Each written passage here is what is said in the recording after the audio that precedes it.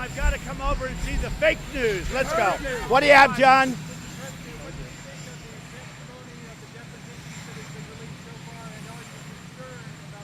I'm not concerned about anything. The testimony has all been fine. I mean, for the most part, I never even heard of these people. I have no idea who they are. They're some very fine people. You have some never-Trumpers. It seems that nobody has any first-hand knowledge. There is no first-hand knowledge. And all that matters is one thing, the transcript. And the transcript is perfect. Mark Levin last night on television, who's a great constitutional lawyer, he broke it down. He said, what Trump said, and he was respectful, he said, President Trump, what President Trump said was perfect on the transcript. What he said on that telephone call with the president of Ukraine was perfect. He said nothing else matters. And what he said was perfect. And he analyzed it, every line, every paragraph. It was not complex, it was perfect. Nothing else matters. With that being said, every one of those people cancel themselves out. So what they do is they go all over Washington. Let's find the 10 people that hate President Trump the most, and let's put them up there. Now, in some cases, they really turned out to be very much honest and fair, but in no cases have I been hurt. In no cases that I see have I been hurt. So, Mr. President, what do you say to millions of people who don't believe you? What do you say to millions who don't believe you? Well, they shouldn't be having public hearings. This is a hoax. This is just like the Russian witch hunt. This is just a continuation. When you look at the lawyer for the whistleblower, I thought it ended when they found out that the lawyer was so compromised. I mean, the lawyer's the bad guy. So you look at that, I thought that was the end of it. No, this is just a continuation of the hoax. It's a disgraceful thing. In the meantime, we've got the best markets we've ever had, stock markets. We have the best unemployment numbers we've ever had. We have the best employment numbers we've ever had. We have almost 160 million people. We've never been even close to that. So we're doing it, but unfortunately, you people don't want to talk about that. China, can you tell me whether a tariff rollback will be part of the phase one China? Well, they'd like to have a rollback. I haven't agreed to anything. China would like to get somewhat of a rollback, not a complete rollback, because they know I won't do it. But we're getting along very well with China. They want to make a deal. Frankly, they want to make a deal a lot more than I do. I'm very happy right now. We're taking in billions of dollars. I'm very happy. China would like to make a deal much more than I would. Will you endorse Jeff Sessions in his Alabama Senate run? Well, I haven't gotten involved. I saw he said very nice things about me last night, but we'll have to see. I'll have to see. I haven't made a determination. Yeah, go ahead. I don't even think about it. Mr. President, so what do you say to the millions of people who just don't believe you, that you have something and that your transcript shows that you did something wrong? What do you tell them? Well, I'll tell you what, it's a very simple thing. I had a very good call with the president of Ukraine. I assume that's what you're talking about. The call was perfect. Now, thereafter, I have a second call, what nobody knew about, and I guess they want that call to be produced also. You've heard that, John. So I have a second call. I had a second call with the president, which actually I believe came before this one. And now they all want that one. And if they want it, I'll give it to them. I haven't seen it recently, but I'll give it to them.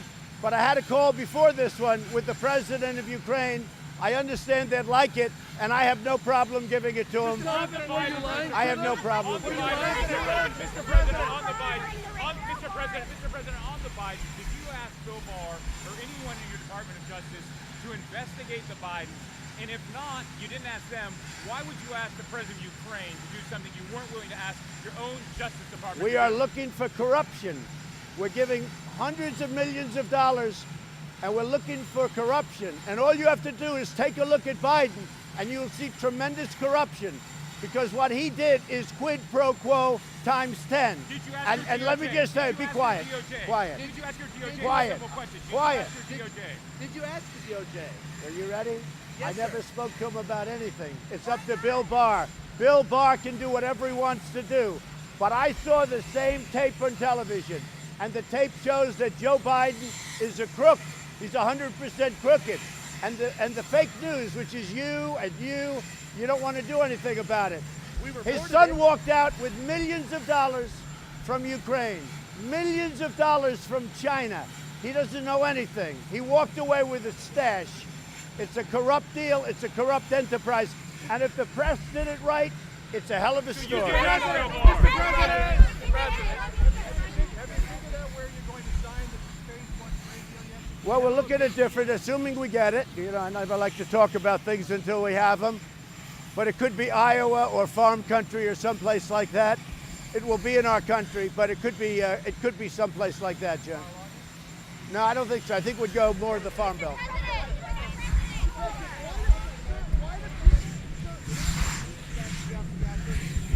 No, I won't. I'll see how it all goes. You have some very good candidates. Look, Alabama's a place where my approval numbers are very good. I think I won by 42 points.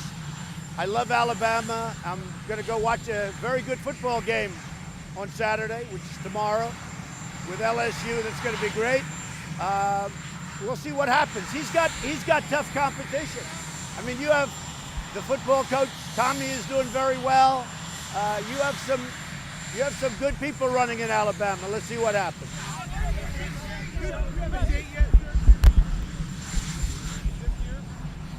We'll see what happens. I mean, we'll see what happens. We're getting along very well.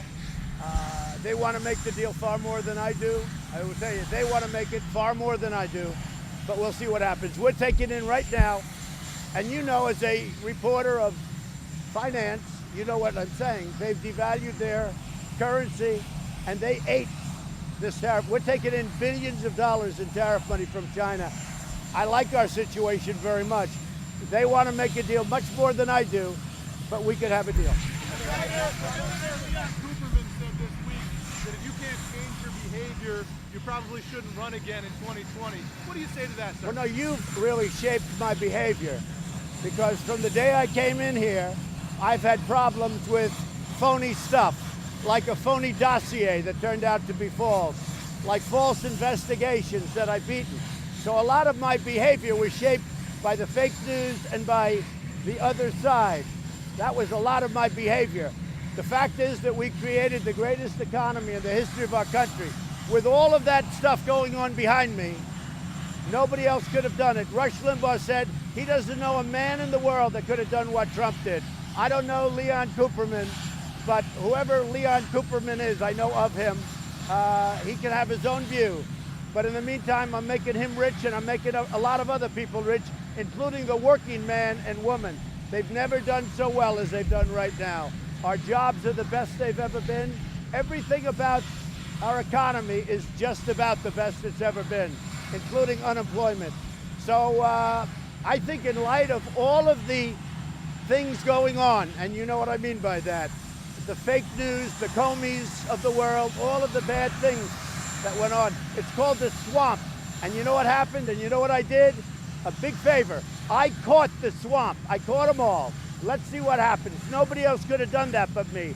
I caught all of this corruption that was going on, and nobody else could have done it. On top of that, we have the best economy, greatest economy we've ever had, the best job numbers we've ever had, African American, Asian American, Hispanic, the best ever. So I think we've done a great job.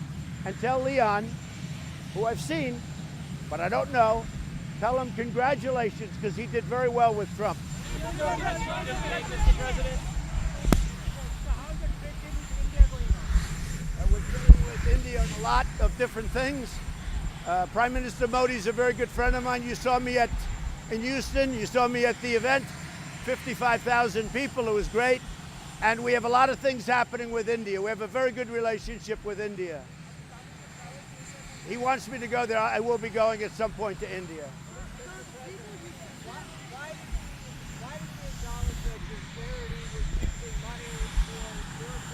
My charity was great. I gave a lot of money away.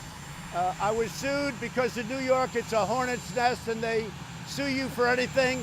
And yet on a really bad thing, if you look at that Clinton charity, they left her alone. That's one of the reasons people leave New York. I gave away $19 million. I took no expense. I took no rent. I took no fees. I took no nothing. 100% of that money was given away. And I had to actually go through a process for years with New York, because you know why? New York is a corrupt state. It's a corrupt state. It's a shame. I gave $19 million away, and what happened is, instead of saying thank you, great, they hit me with a lawsuit, and it was started by a man who had to get out because he beat up women. That's the kind of a place it is.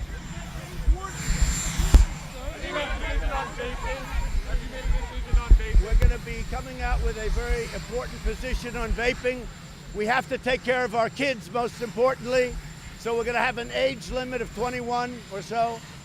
But we'll be coming out with something next week very important on vaping. We have a lot of people to look at, including jobs, frankly, because, you know, it's become a pretty big industry, but we're going to take care of now. There's also, you know, when you mention vaping, you're talking about e-cigarettes, you're talking about a lot of different things.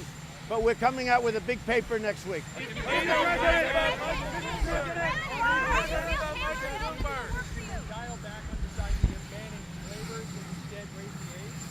We're talking about the age, we're talking about flavors, we're also talking about keeping people working, and you know, there are some pretty good aspects, but we're coming out, we're very close to a final report, John, and we'll be giving it next week. Because the industry does support raising the age, but they don't like the Yeah, we're going to be raising the age, we will be doing that. And can I just come back to the first transcript of the call with Zelensky from April 21st? It's my understanding that the White House counsel isn't particularly keen to release that. Will you overrule him? Well, they don't want to give all this information on a scam. It's a witch hunt. I'm okay with releasing it. It doesn't bother me. I know what I said, it was fine. But no, they do want to have the second call, which is really the first call, the one before this. I had a call. I'm sure it was fine. I mean, you know, I make a lot of calls.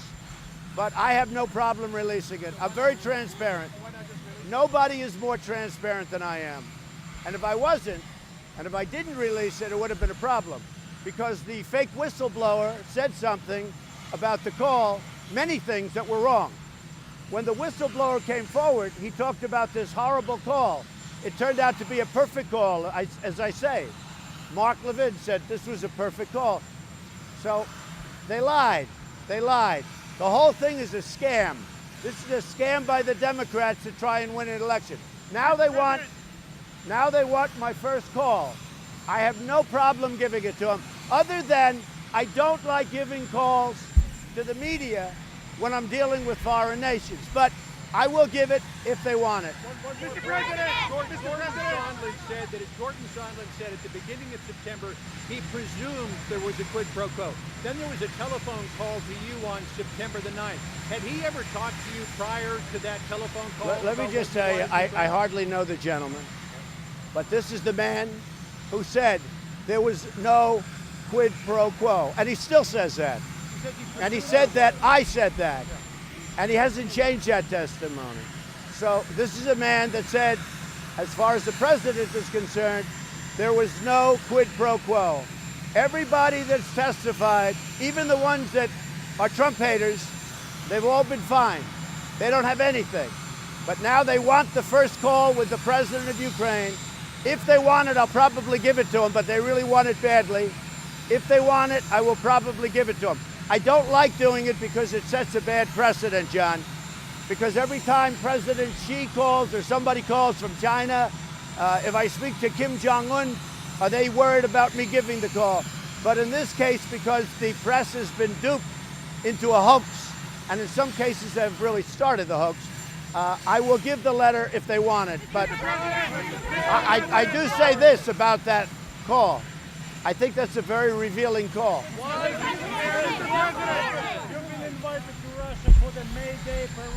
That's right. I was invited. I am thinking about it. It's right in the middle of our campaign season, but I am thinking. I would certainly think about it. President Putin invited me to the.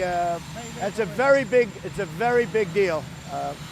Celebrating the end of the war, etc., etc. It's a very big deal. So I appreciate the invitation. It is right in the middle of political season, so I'll see if I can do it. But I would love to go if I could. Bill Barr and the DOJ are not denying that you asked him to have a press conference. Well, they're not saying anything. Let me just tell you, I never asked them for a press conference. It's fake news by the Washington Post, which is a fake newspaper. It's fake, it's made up. And if I asked Bill Barr to have a press conference, I think he'd do it. But I never asked him to have a press conference. Why should I? You know why I wouldn't do it? Because the phone call was perfect. Just read the transcript of the phone call. Nobody has to have a press conference. I think if I asked him, and by the way, we confirmed, I never asked him. I think if I did ask him, I haven't said this yet, and I don't think I will. I'm sure I won't. But if I asked him to have a press conference, I think he would. With that being said, it's fake news. They wrote a fake story. We told them that before they wrote the story. But today, when you tell the press something, it's meaningless because they write whatever. It's all fiction. And I'll tell you, they don't have sources. You know what they do? They make it up. Not everybody, not John, not everybody, but they make it up.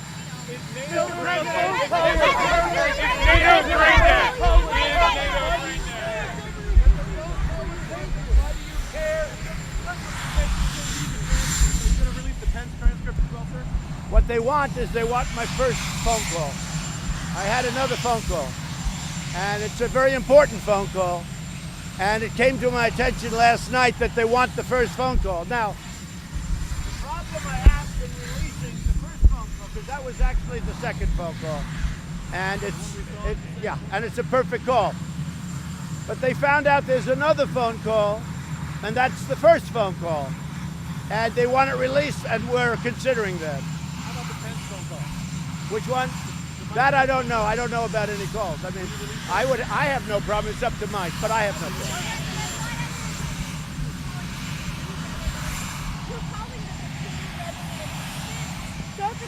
Well, you know what it is, really?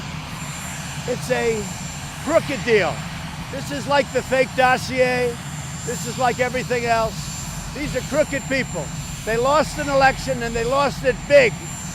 It was really a landslide from the Electoral College standpoint. And they lost it big, and they still haven't recovered, and they're going to lose again. And what they're trying to do is weaken me, but it's actually made me stronger. And interestingly, if you look at the polls that just came out, my polls are up. The fundraising is through the roof. It's never been this high. We just said fundraise because people are angry about it. And it's made Republicans and people that vote for me, not just Republicans, really angry. They've really become angry because it's a hoax. And I'll tell you, the whistleblower, I call him the fake whistleblower. He gave a fake report of my phone call. And when I did it, all of a sudden, when I released that call, all of a sudden everybody disappeared. The whistleblower disappeared. Whatever happened to the second whistleblower?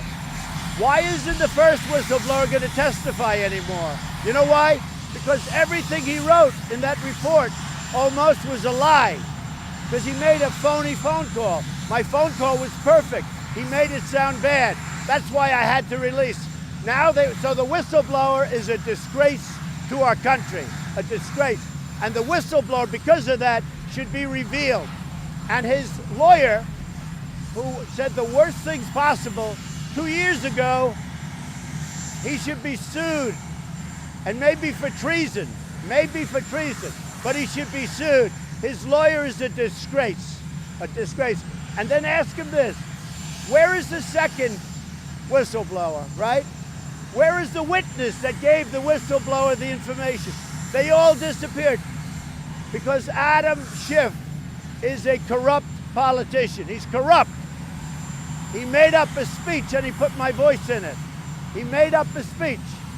Had nothing to do with what I said. Adam Schiff is a corrupt politician that's not giving us due process, not giving us lawyers, and despite all that, we're kicking their ass.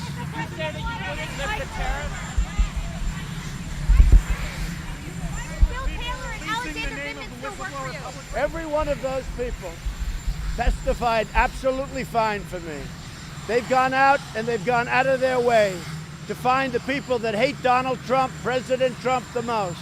They put them up there. Everybody's been absolutely fine.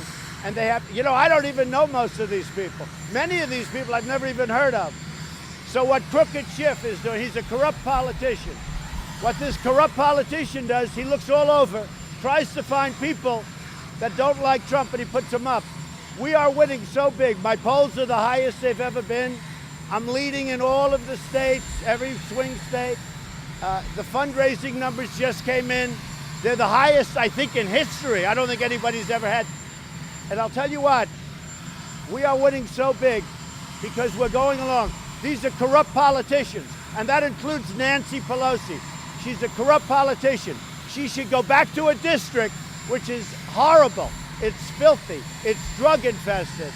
The stuff's being flown out to the ocean. It's being wiped out to the ocean through their drainage systems. You got to see what's happening in San Francisco. Nancy Pelosi ought to focus on a district, but these are corrupt politicians.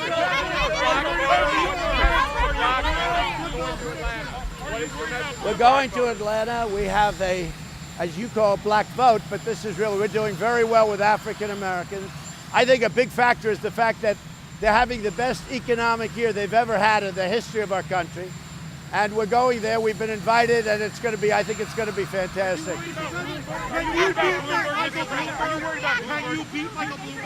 So I've known Michael Bloomberg for a long time. If you go back early on, he said a lot of great things about Trump. But I know Michael, he became just a nothing. He was really a nothing. He's not going to do well, but I think he's going to hurt Biden, actually. But he doesn't have the magic to do well. Little Michael will fail. He'll spend a lot of money. He's got some really big issues. He's got some personal problems, and he's got a lot of other problems. But I know Michael Bloomberg fairly well, not too well, fairly well, well enough. He will not do very well. And if he did, I'd be happy. There is nobody I'd rather run against than little Michael, that I can tell you. The Democrats say that by keeping White House officials from going up to give depositions, that's evidence that the White House is obstructing and could lead to an article of impeachment. Well, they're making it up. First of all, this whole thing is a phony deal. It's a phony setup. When you look at the lawyer that got it started, the whistleblower lawyer, he got it started. It's a phony deal. These Democrats are corrupt. Nancy Pelosi is a corrupt politician. Shifty Schiff is a double corrupt politician. He took my words on the phone call, and they were so good, he totally changed them. He went before Congress. He made a speech before Congress. And in the speech, John, he said things that were horrible. It bore no relationship to the call. And then later on, he was embarrassed. Let me tell you something. Schiff is a corrupt politician. And our people know it, and they know it too, by the way. Just so you know, we have the highest poll numbers. We have the most energy. I was with Mitch McConnell and a whole group of people last night. And I was with leaders of faith and evangelical leaders. They said they have never, all of them, they have never had the energy that we've had and we have now in the Republican Party and beyond the Republican Party. People that were Democrats and they're for Trump. And we've never had the poll numbers. Can you explain, just so that people understand, why you are not allowing people like Mick Mulvaney and others to comply with subpoenas? I don't want to give credibility to a corrupt witch hunt. I'd love to have Mick go up, frankly. I think he'd do great. I'd love to have him go up. I'd love to have almost every person go up when they know me. What I don't like is when they put all these people that I never met before. When they put the head of the Never Trumpers on the stand. And even those people were okay. They were fine. Those are the people I never even heard of. The people that I know, I would love to have them go up. Now, the rest is up to the lawyers. I have to do what the lawyers say to a certain extent. Not always, but, you know, to a certain extent. But I will tell you, I like to have the people go up. Except one thing, it validates a corrupt investigation. Adam Schiff, he's a corrupt politician. He's as corrupt as you'll ever see when he makes up my words and reads fake words to Congress.